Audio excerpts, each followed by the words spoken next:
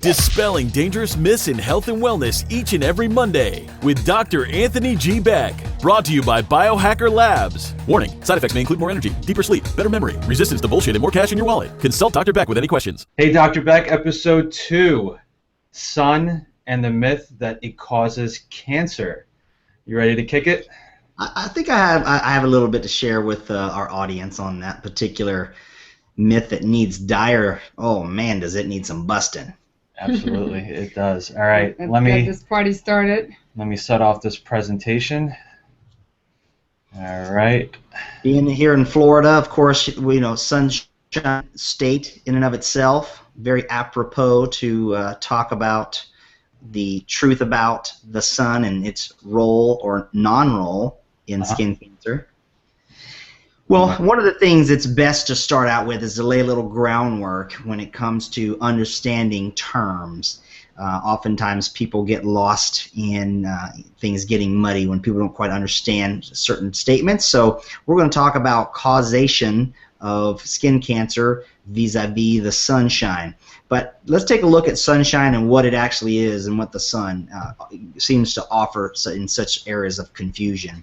Mm-hmm. So the best place to do this is to take a peek at visible light all the way down through the spectrum of X-rays and infrared and ultraviolet light. Now the thing is the bulk of sunlight is actually infrared, but the two culprits that really have to have some light shed on them, are UVA and UVB. And these two particular wavelengths are defined by their length or between the waves, right? So we don't have to get too techie on that, but UVA has a longer wavelength than UVB. And of course that sets the characteristics of how it actually interacts with our skin to begin with. So we're going to bring a lot of attention to the differentiation of the good and the bad and the ugly of these two things, and again shed some light on the myth that the sun actually causes skin cancer. And one of the best ways to, now that we understand that we're going to be talking about these particular wavelengths of light, is move on to another slide where we can take a look at the planet and its exposure to these particular wavelengths of light. If you tune into your local news or your weather channel, oftentimes and at least it does down here in sunny Florida, we get what's called the UV index. Now the UV index kind of gives us a rating of how much of this spectrum of light, of the ultraviolet spectrum, is actually going to be coming through. And of course this changes from month to month and region to region based upon the planet. If you remember, it kind of has a tilt, and we have different closeness, proximity to the sun, so that's going to change the index or how much of that UV light's actually coming through. Now what's actually really interesting about this is to take a look at the higher UV index is around the equator, because in fact geographically it gets more and steady constant UV exposure regardless of our tilt based upon equinoxes and solstices, right? So when we take a look at sun and its effects to promoting cancer or not, we really want to gaze our eyes towards this particular understanding, because what ends up happening is if we're going to assume what the status quo will tell us, is that cancer of the skin is caused by the sun. Well, the first litmus test of whether that's true or not should be, is there more skin cancer around this band we call the equator? Well, in fact, it's not. So let's go ahead and talk on the next slide here about the difference between UVA and UVB. And one of the good ways to kind of think of it is UVA equals aging and UVB is burning. So UVA is pretty constant all year long, and it basically accounts for 95% of the UV radiation, but not 95% of actual sunlight waves that actually hit us. UVA is the actual wavelength, due to its depth of penetration in the skin, that actually causes the most effects of aging and wrinkling and collagen destruction. And it can actually go right through glass, and it really does affect us both indoors and outdoors. whether you're under the sun or not, light bounces. If anyone's ever been skiing, you can kind of understand that effect on talk about what it does to your skin bouncing off the snow itself. Then we go over to UVB and understand that it actually just penetrates down through the dermis, and it's the actual light that is the main cause of burning in the sun. And so it's more intense than UVAs, and it is strongest in the summer, but it is actually filtered by glass. So that's the interesting thing about it, based upon its wavelength. And most sunscreens work to block these UVB rays, unless, and we'll get into this a little bit further down the road here in today's hangout, is if it has a broad spectrum effect. But because UVB is responsible for this burning, we have to, take extra precautions to actually not having that particular effect. However, UVB is also the actual wavelength that actually promotes the synthesis of a very important pro-hormone in the body called vitamin D. So even though vitamin B is the one that burns us, it's also the one that promotes a very powerful mechanism in the body that's actually very beneficial to the immune system. So, quick question: is UVA and UVB is it constant if you're just out in the sun, or is it change dependent on whether it goes through cloud cover, or obviously if it goes through glass, UVB is dissipated? But if you're that's a fantastic question. Yeah, UVB is actually they're both going to be present, but the UVA is actually going to make it through even cloud cover. Mm-hmm. So you can still have detrimental or negative effects of UV light from the sun, even though the clouds may be out. So the UVB might be able to be downgraded or filtered quite a bit, and it would take longer exposure to actually get a burn, but the UVA will be constant. So that's a great question. So that is one of the particular myths, that most people think that you're not going to get a sunburn or negative effects of prolonged exposure to the sun if it's cloudy. That's actually not true at all. You can actually get the negative effects of these even if it is got a significant cloud cover. It's a great question. Yeah, so let's take it to the next slide and kind of get down to the cellular level of some fantastic things. Most people now, it's not a foreign topic, so a lot of people understand the benefits of vitamin D in regards to receiving that from the sunshine. And without getting too crazy into this slide and what all these things mean and confusing people, I did want to kind of bring some attention to it, because it's important to understand that the sun has been a part of human existence from the dawn of man. And it's super important to realize that these negative effects that we're looking at, being these things told to us about sun and creating cancer, really only started not too long ago. And I'm going to try to make that correlation here a little bit.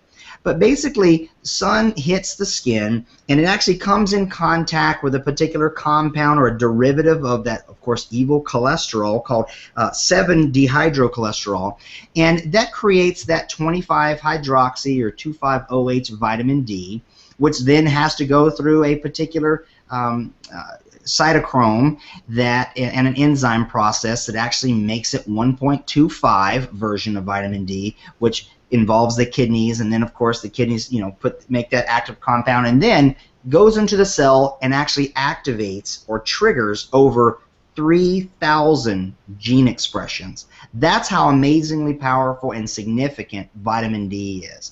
So if we don't have vitamin D, either through direct exposure to sunshine, we have to get it from the diet. So you really only have those two sources. In the diet, it's either by the foods that you eat or the supplements that you take to support that. Both are viable options. However, nothing is more powerful in enacting and freely given than our interaction between UV light and the chemistry in our skin.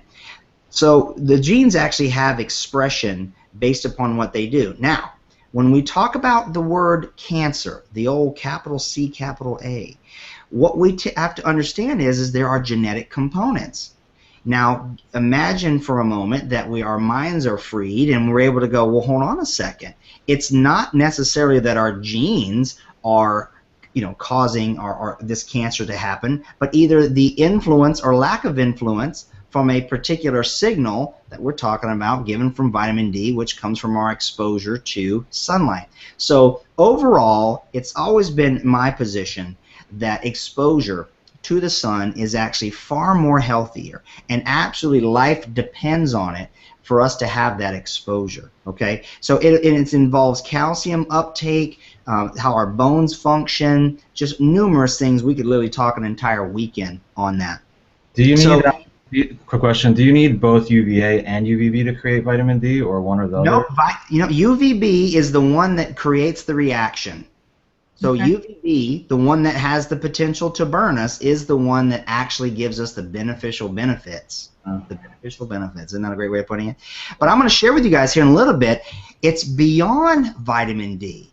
I'm going to talk a little bit about what we call direct immune suppression, right? Or an alpha melanocyte stimulating hormone, CGRP, or calcitonin gene-related peptide, and neuropeptide substance P, and endorphins. Those are also all triggered by exposure to the sun. So vitamin D got to get the whole wrap, but there's a lot more to it. So we're going to bust some myths today. We're going to have some fun. So in this next slide, let's talk about vitamin D and its importance a little bit more. I'm a big proponent of people embracing themselves as a category of one, understanding and trying to master their biochemical individuality. And the way to do that is to put a voice to those things that don't have a voice. And that's the unheard or silent levels of vitamin D in the blood. If you take a look at this particular range, and clinically I've been doing this for a couple decades, like I've said so many times before, I don't assume if someone has a tan or has dark skin genetically that they automatically by default actually have adequate levels of vitamin D, whereas actually that's really false. We want to make sure we shoot for an optimal level of 50 or 55 to 70 of vitamin D. If we really want to treat cancer of itself, we've got to bump that level up even more for several reasons. Again, we could dissertate on some other time. But a huge proportion of the population on the planet, especially even in the United States, is deficient in vitamin D. So if you're deficient, and we do know that it has involvement in over 3,000 genetic expression triggers, if you will, why are we not giving it more, love, as opposed to demonizing it and saying that it actually causes cancer? Well, vitamin D deficiency has been connected to over 100 different diseases, and even more than 30 specific cancers itself have been identified to vitamin D deficiency. So if we got rid of vitamin D deficiency, we'd actually lower cancer by 70%, lower cardiovascular disease by greater than 75%. So it's when you do the risk to benefit ratio, we've got it all wrong. And so let's talk about that moving here to the next slide, where I kind of find out why we're doing that. Yep, so before we move on to the next slide, I just want to be clear. So we're looking here at the ranges below 50 and above 100. These are the amount of vitamin D that's present within your blood. So blood test would show us the result where you fall in between those ranges, right? That's it. Real simple, inexpensive test, and to assess that. But there are more tests that give credence to actually what its impact is. So the presence of levels of vitamin D in your blood are important to measure, but you have to correlate them to other markers to understand where a deficiency or excess could be manifesting in you. So again, it's not so much just to look at the 25 hydroxy vitamin D and say, okay, that's great. Yeah, there's like 4 other markers that you got to look at. And what's interesting that most of the doctors never even order that until you get that disease. They're like, oh, let's take a look at that, which is, I mean, almost not necessary, because if you already manifested something, well, that might be one of the underlying causes. So you got to I remember about just 8 years ago, they laughed at it. But now it finally caught up, and I will give credence to across a spectrum of my colleagues. More of them are it's irrefutable now, and it's becoming more common than not. So that's a breath of fresh air. For sure. Yep. So then but then it's what's called the Suncare Industry is what I call it. So this is a conglomeration of your dermatologist and the media and everybody demonizing UV light. Well, here's the truth of the matter. like I said, from the dawn of man, it's always been prevalent that we need sunshine. It's needed for the food that we eat in multiple ways. It's needed for our health. There's so many hormonal cascades, chemical cascades in the body, enzymatic reactions that are dependent upon this hormone. And of course, the vast majority of where we actually get this prohormone is through a free synthesis from exposure. So for us to question nature and how it has been proven for millennia to be essential to us, well, that really stares in the face of truth of the matter of who's really giving it to us. It's kind of like along the same lines, and I've always been that guy who has told the opposite than what the status quo is. People are finally realizing this when it comes to fat in the diet not making us fat, and we should eat 10 to 12 servings of whole grains a day, and we realize, well, whoops, we had that wrong. So if you have to pick sides, I want you to pick your side. I want you to question what I'm saying, but also question what opposition would say, and then do your investigation based upon a broad spectrum, just like light is, of understanding, and then you will be secure in the fact that you'll know you come to the truth. Mm-hmm. When it comes down to it, what the actual Suncare industry has done is to literally say, and these are the guidelines, okay, and especially propitiated by the American Academy of Dermatology and stuff like that. And they say that you should start putting on sunscreen at 6 months of age for the rest of your life, every day, regardless of if you're going to be in the sun or not. Now, what an amazing red flag to me. That is what is recommended. Cha-ching. Right? And of course, it feeds a market. Now, listen, I'm a capitalist. I love and embrace a lot of precepts of that, so I'm not afraid of that. But what I'm a bigger fan of is being a keeper of the faith when it comes to the actual health of the individual and they're having control over it. But the propaganda machine is actually literally $1 billion a year is spent to promote that every victim needs a hero when it comes to this. And guess what it is? We want you to every day, regardless of exposure, put on 1 ounce of sunscreen to cover your entire body. That's what you're told. And then, of course, every year go and have a body scan done and be looked over to see if you've got any suspicious moles that we need to cut out. Now, I actually do agree with that part of it because it's good to get in the hands of competent care. However, the scare part is not there. Your exposure to UV light has a lot of benefit, but it's prolonged exposure without proper protection that can create the problem. So again, it comes down to a balanced understanding. Now, then we get caught up in the SPF world, you know, the sun protection factor. You got all these things from SPF 4 to 8 to 15 to 30 to 45 to 50 to 100. Well, the long and short of that is an SPF of 30 is going to block out 97 to 98% of all of that UV spectrum. When you go up to 50, you get another percent. Okay? The only way to do better than that is to cover up. Okay? But the point here is, again, everybody is a little bit different. Okay? So I'm of Irish descent, so my skin tends to be a little bit more propensity towards burning. But I know for me, I can be out in the sun for 40 minutes to 60 minutes till I get pink, or what we call erythema. That's actually the indicator that your body will let you know that you've had enough. So the true litmus is to be in tune with yourself and realize where you are. So sunscreen, I am an advocate for sunscreen with the caveat that the sunscreen protection comes after the positive exposure, and then the selection of sunscreen shouldn't be filled with a whole bunch of other garbage that when it goes into the skin, it reacts with this radiation and causes an upheaval all the way down to an immunological reaction. And I'll give you an example here. If you're out in the sun unprotected with no sunscreen whatsoever, if it's going to be automatically by default cancer causing, we would have even far more reaching levels of cancer, both in humans, in animals, and different things like that. So it really is preposterous. But I don't want people to think that you shouldn't protect your skin with cloth or clothing.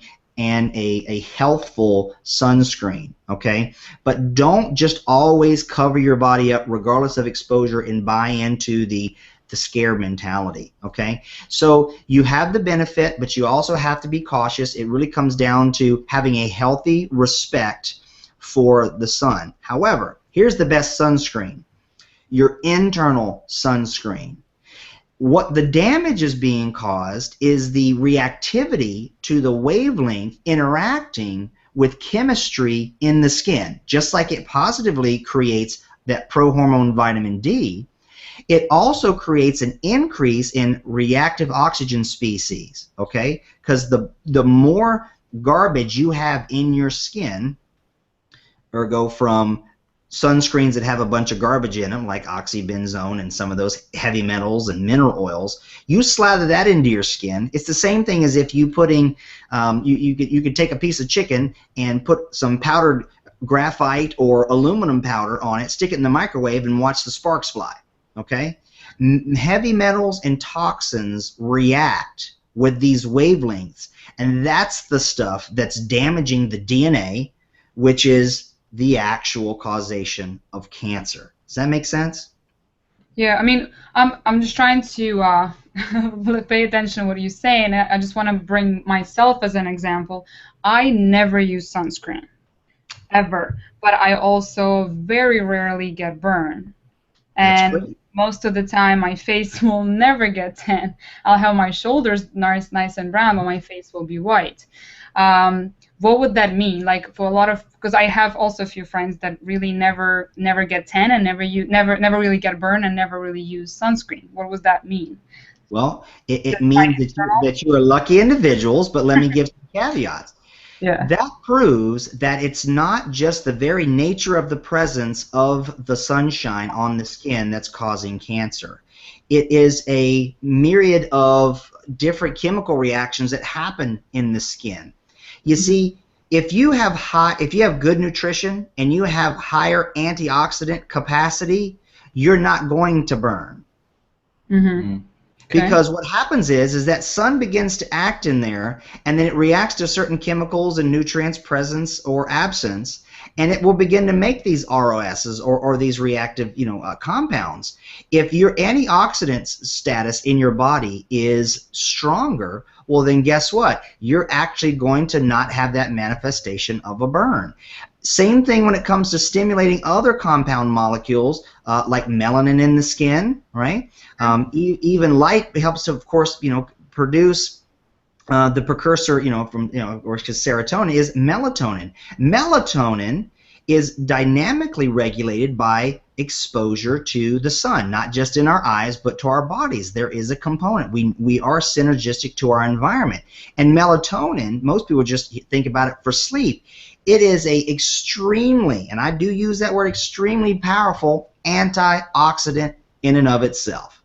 So if you're getting adequate sleep and rest and your melatonin is correct in principle, if you actually have correct principle of antioxidant status in the body, good nutrition, and the absence of toxins and heavy metals, you're not going to have this reactivity to the UV light. Mm-hmm. So there you have it. So it really is based upon the individual. Yep. Now, here's the problem, though. Those of us who don't have that necessarily fortune, because there is a genetic component to it, okay? Don't make any mistake about that. So the next slide shows one of the big culprits where it gets twisted, and that is the ever debatable, do I go to a tanning bed or not?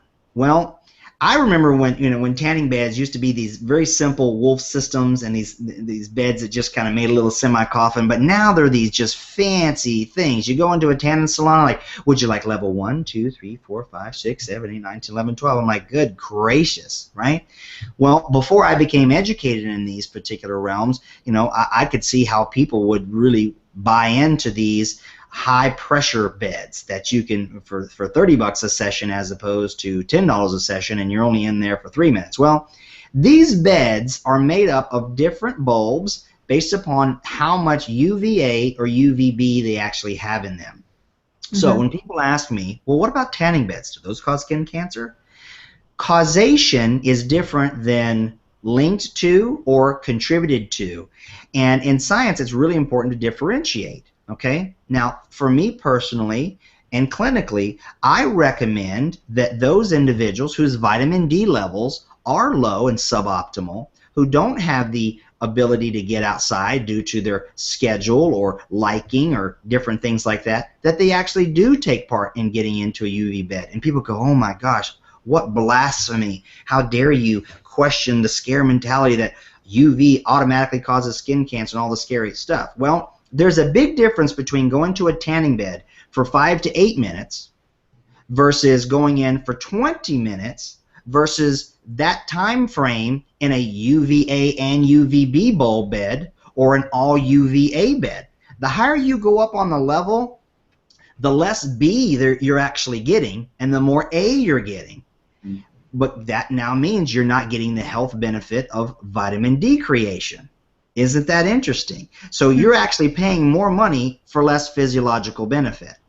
But no matter what bed you're in, you don't want to make an artificial environment that causes an accelerated situation. It's just like what we do when it comes to herbs or botanicals or nutraceuticals. We actually, as part of GMP stuff, we have to put them in a bottle and then we have to test what their shelf life is. Well, we do that by exposing them to various controlled environments over a period of time that's accelerated, modeled. Well, that's basically what you're doing when you get in a tanning bed. So the answer is it can be harmful, but it can also be beneficial. So I try to get people to understand what terms we're talking about.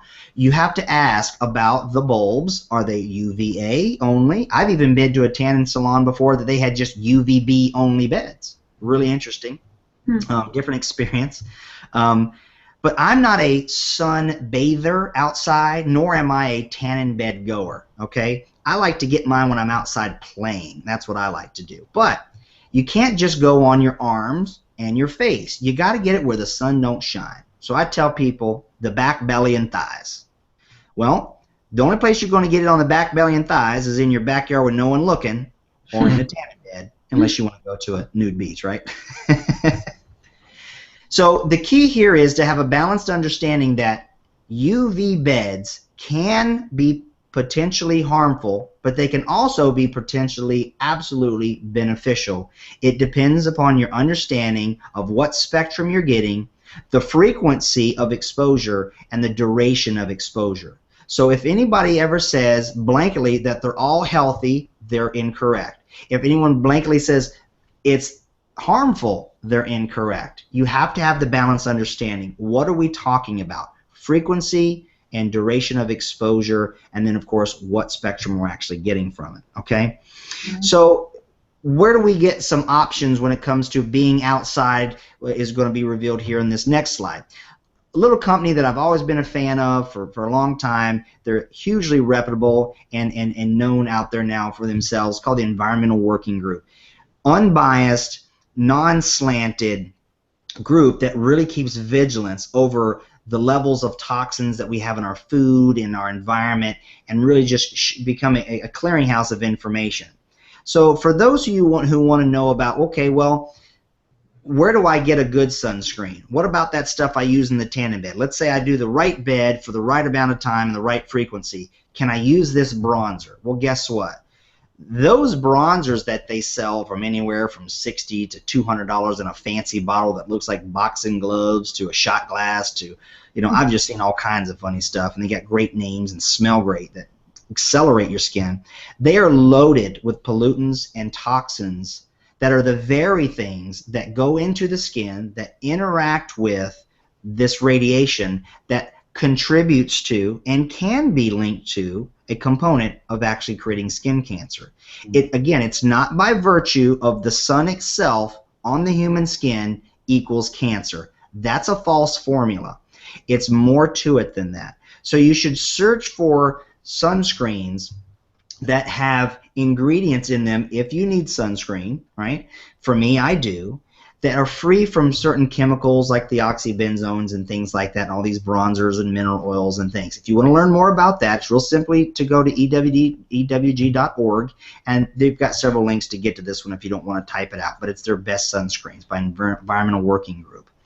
But the point here is then they go, well, I've heard of titanium dioxide and zinc oxide, you know, that stuff that gives you the Baywatch lifeguard white nose, right? Mm-hmm. Well, again, it comes down to convenience and what the market dictates. It's very difficult to convince people to be out in the sun and then slather themselves on the proper amount of sunscreen with a less reactive compound that's going to make them look like they're, you know, a ghost.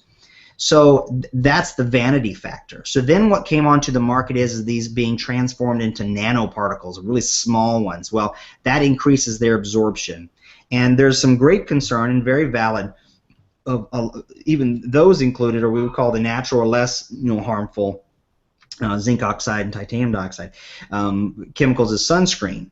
They've done studies and found that these sunscreens in the ocean are actually affecting the life cycle of coral, killing those off. We're finding that certain aquatic species are actually being caused to change gender because of these compounds.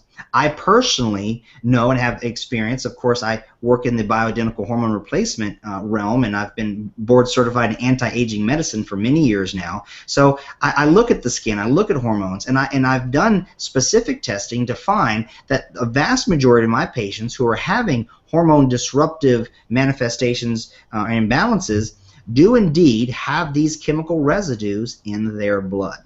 Wow. So the parabens that are in there, the oxybenzones and the minerals, these things mimic estrogens in the body. They disrupt and displace progesterone. They clog up receptor sites, all for the vanity of being tan. Wow. Now, most people know somebody, or you might have to admit yourself, when you're a tanner, when you go to the tanning bed, man, you can never be dark enough. It's like the bodybuilders, right? They can, oh man, I'm still not big enough, right? It's like an eating disorder. You know, you look in the mirror and you go, oh, I'm fat, but really you have anorexia. Well, that happens in the tanning world. Well, it's not helpful the browner that you are. Matter of fact, we've all seen the like what about Mary kind of people. They got what I call the salami skin, and they just look all wrinkly and aged. Yeah. But guess what? They're notorious for being deficient in vitamin D. How ironic. How ironic. So the take home here is this. So far, I'm establishing that by virtue of being in the sun on the human skin does not their cancer make. Okay? We actually know that it has not been directly causation been lended to sun. Does it contribute? Yes. Can it increase risk? Yes. It all depends upon the bioindividuality of the patient, exposure, duration of exposure, and frequency. The key is not to burn the skin. You want enough UVB to do the good stuff, but not so much that it burns the skin, okay? So what you have to realize is then again, and I'll talk about this more now, and we'll just kind of stay on. Well, let's go to the next slide here, and that'll kind of lead me into it because I want you to kind of understand something here. Yeah, I just got a quick question. As far as like the higher UV protection, like it goes to 30 and then it goes above 50, right? Yeah. If we go above 30, do we have more chemicals and other things that are present to prevent those UVs from going in? Are they more dangerous than, say, sunscreens that are below 30? Relatively speaking, yes, but what you're really getting is a more viscous material. It's not that you're getting more of the compounds, but where the factor comes into is then they start adding heavier waxes and oils and things that make it more dense to keep it onto the skin. Yeah, so the concentration of the chemicals does go up. But when you go up make the jump from 30 to 50 to 75-ish, we're talking about 0.25%, 0.5% benefit. Kind of pointless, really. It seems like a lie. It's just the money. It absolutely is. That is a fact. So for me, it's like if you want to kind of know where the myth and the lies coming from, look at the ones who sell levels that are 70s. It's preposterous, right? They'll also have, because a natural or one that doesn't have these compounds isn't going to offer, a 70 or 110 SPF. Now again, and then the next thing is it's not. They'll talk about waterproof. Well, they put the kibosh on that.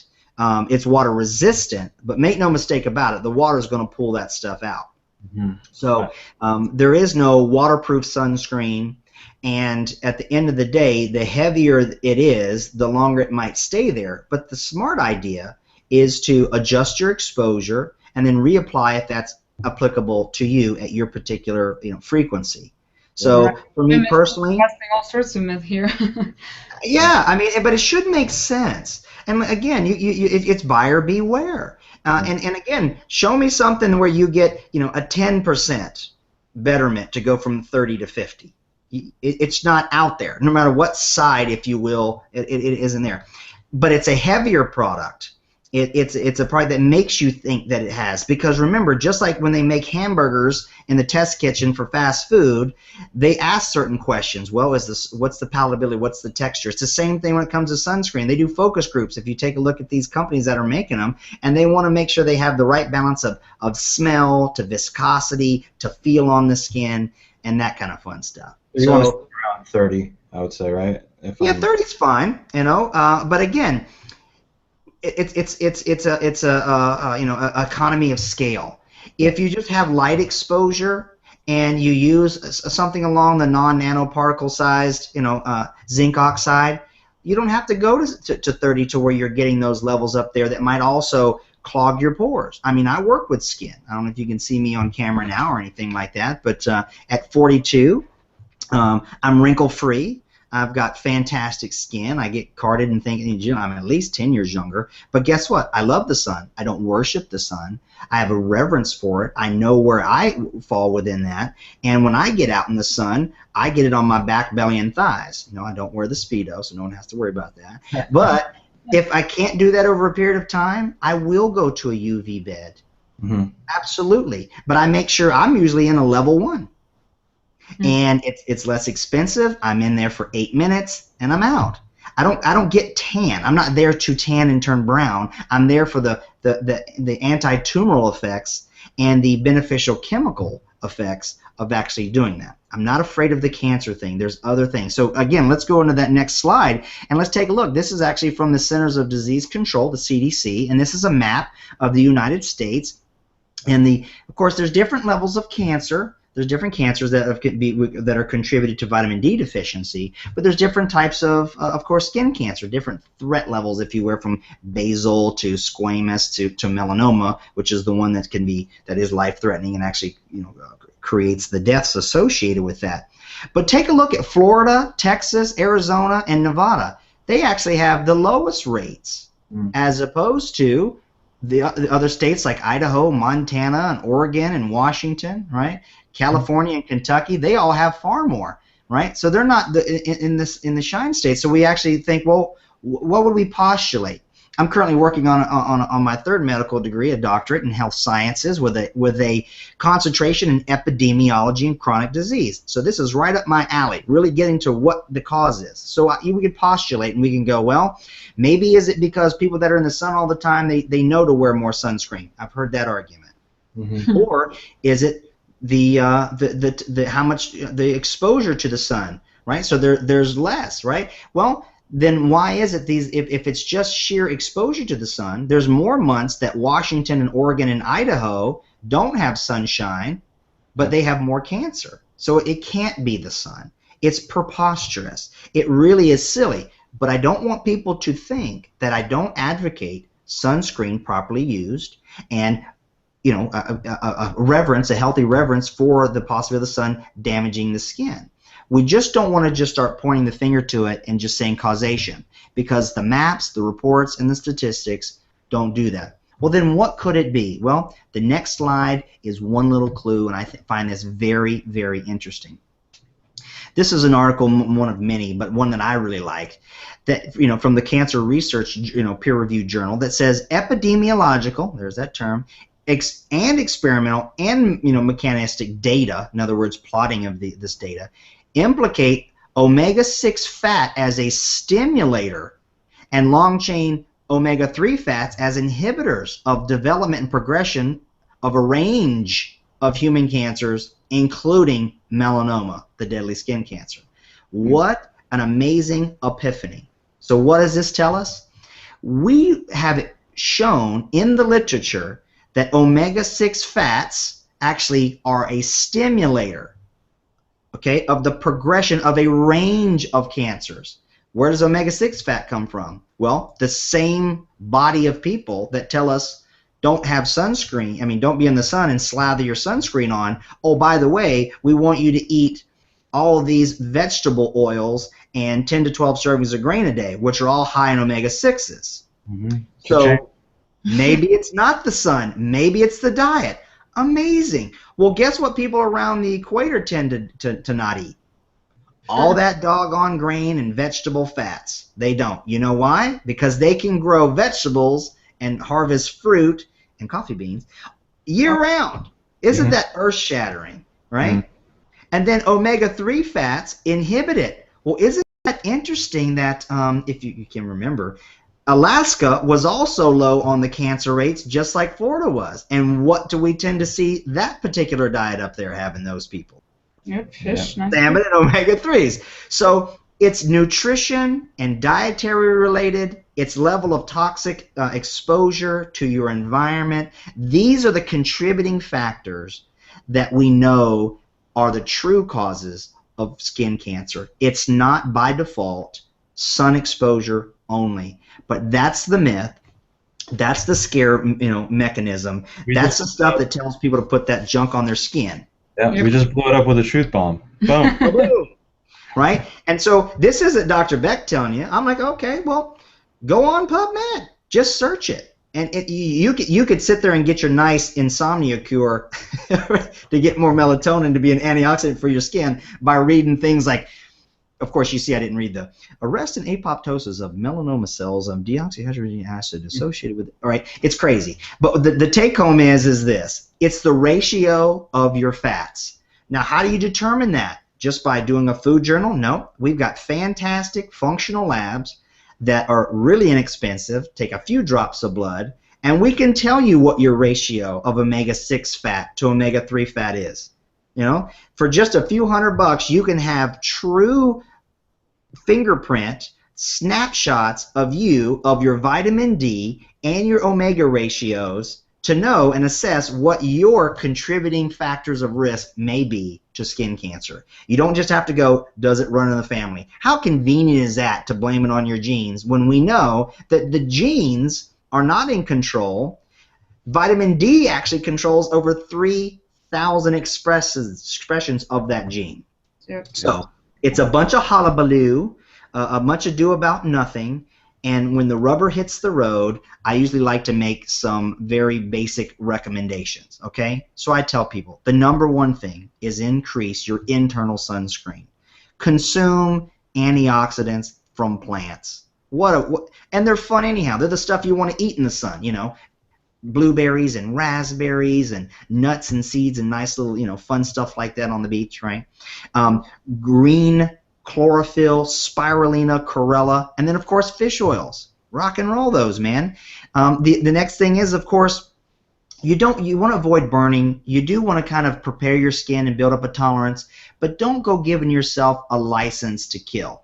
Don't go thinking, well, I can gradually build up so now I can go out there and be, UVA proof. That's a fallacy, okay? Don't burn your skin. Do protect it, okay? Be wise. Cover up with fabric and use sunscreen. When you do use a sunscreen, pick one that is the sunscreen minus all the other toxins that are going to interact with this radiation coming through the skin anyhow.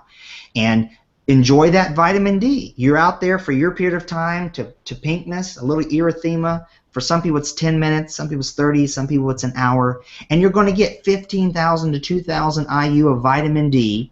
You're not going to get it instantly. It takes a couple days for it to get absorbed out of the skin and get in there.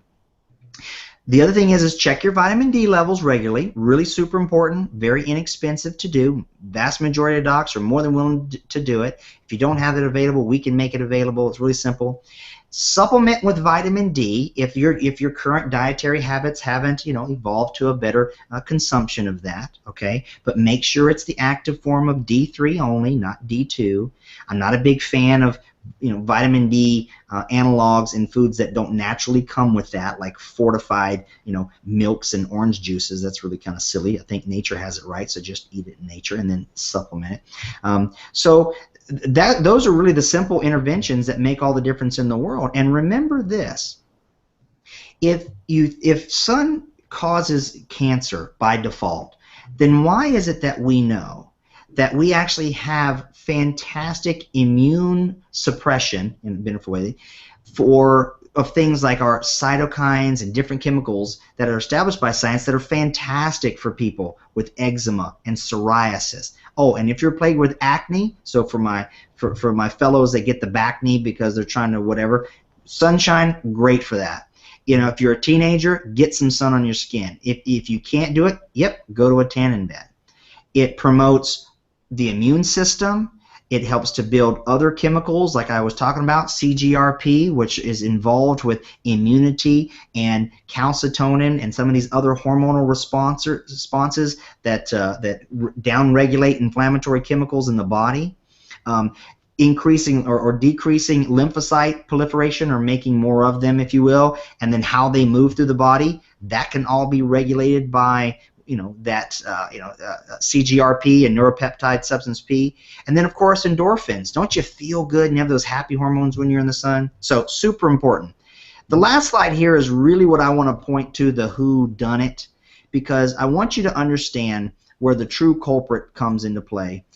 Processed food, pharmaceutical medications, shampoos and hygiene products that have parabens in them and heavy metals and mineral oils and these toxic substances that we know are harmful to us, they're harmful to the environment.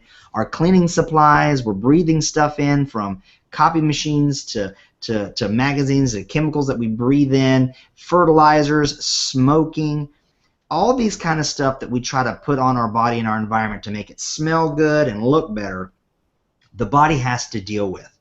And our skin is our largest eliminatory organ.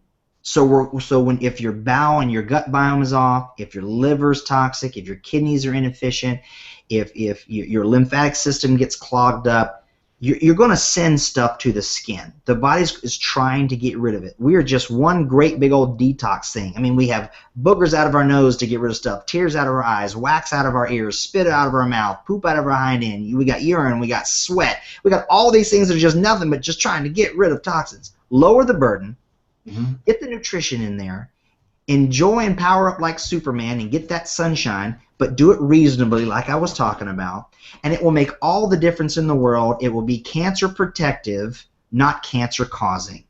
It's really that simple. So that's all we have for this episode of Mythbusting Mondays, brought to you by Biohacker Labs. We're on a mission to open 1 million people's eyes to the real truth about health and optimal wellness. So please help us by sharing this podcast with family and friends. And together we can break free from all that noise and confusion and make the world a brighter place. Remember, each episode comes with a video and slides, so make sure to head over to www.biohackerlabs.com/podcasts to get them, as well as our show notes and some free gifts. And subscribe to our YouTube channel and podcast to discover more dangerous health myths. We love hearing from you, so please share your thoughts in the comments below. And if you have a show suggestion or want us to bust a myth, please email it to us at mythbusting@biohackerlabs.com. See you all next week with a fresh myth-busting episode.